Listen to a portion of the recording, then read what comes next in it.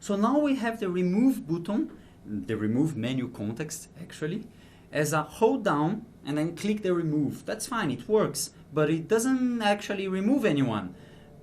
First, because I don't know who was clicked. So somehow here, when I create the context menu, I have some information about the context menu. And this information contains the number, the position of the element that was removed. Take a look at the elements. It contains the position, the 0, the first, the second. An array begins with 0, right? So the element that was going to be removed. So it contains that position. So that's the guy that I want to remove. So let's get to know who is this guy that I want to remove. So how am I going to do this? I'm going to ask for this menu info. Instead of being a generic menu info, I'm going to cast it into a menu info that is based on the information that we are displaying. The information that we are displaying is an adapter, right? It's an adapter. Because we are using a basic adapter view, so I'm gonna call it adapter view dot adapter context menu info. That's my menu info. Of course, it requires a cast, so I will add the cast, and that's it. That's my info. And this info, an info based on an adapter context, has a method which gives, has a variable which gives me the position that was selected. That's the guy that was selected. That's the guy. That's the position that was selected. So our getStudentsList has a method to retrieve the item in a specific position. GetItem at position, and then I give the position, info.position. Now I have the item that is in this specific position. What is the item that is in this specific position? It's a student, right? So it's the student that was selected. That's the student that was selected. Again, I'll need to do the cast here, and then I have the student. So this is the student that's going to be removed. So what I can do is, I can just show here, removing, and then the name of the student. Removing, and then the name of the student.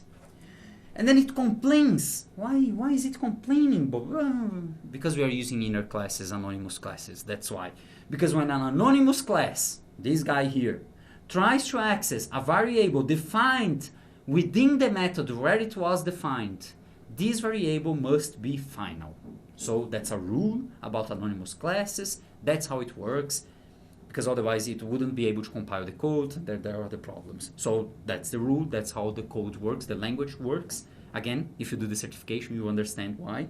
The underneath the bytecode, what happens, why it must be this way. So I'll just set it to final, and that's it. Then it compiles. It knows it won't change. That's good enough for the code, and it won't compile. So now we can see the name of the student that's going to be removed. So I'll just remove the application, and then you say, Guilherme, you're going to build from scratch again, because the hot swap is not going to work again, and that takes forever. Yes, that's true. In Android, this is called, here it's called instant run. So what I'm going to do is, I'm going to go to the preferences, and under preferences, I'm going to search for hot, and there's here instant run. Enable instant run to hot swap code resource changes on deploy, default enabled. I'm removing this guy. So it's not going to do the instant run and the hot swap code. So I'll just click OK, and I'll try to run the code again. So it's not going to try to swap code, it's going to build the application again. So I don't have to guess if it's going to work or not. It's going to build the application again, and that's it. So you can see the application running. I'll just hold down on Carlos and click remove. And then it says removing Carlos Felicio. What did we do? Let's go back and recapitulate everything that we saw. So we saw that we needed the information of the item that was selected while we press the context menu. That information is given to us through a context menu info. So we need to know what kind of menu info that is. We have applied our context menu to just one element, to our list view. So we know that we used an adapter view for that, because we used an array adapter, and it's adapter view.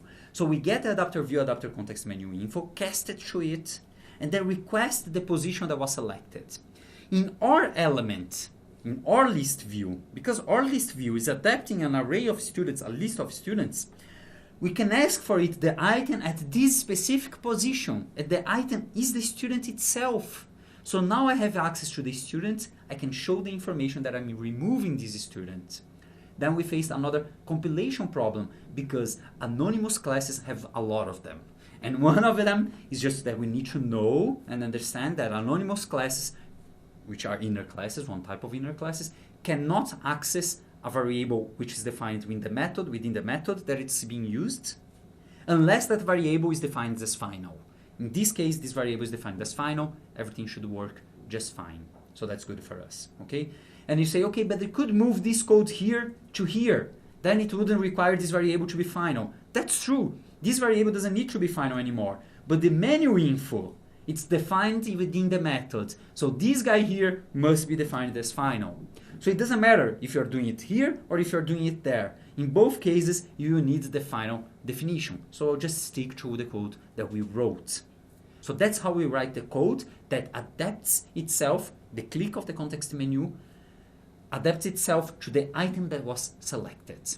So the next step is to remove the student for real.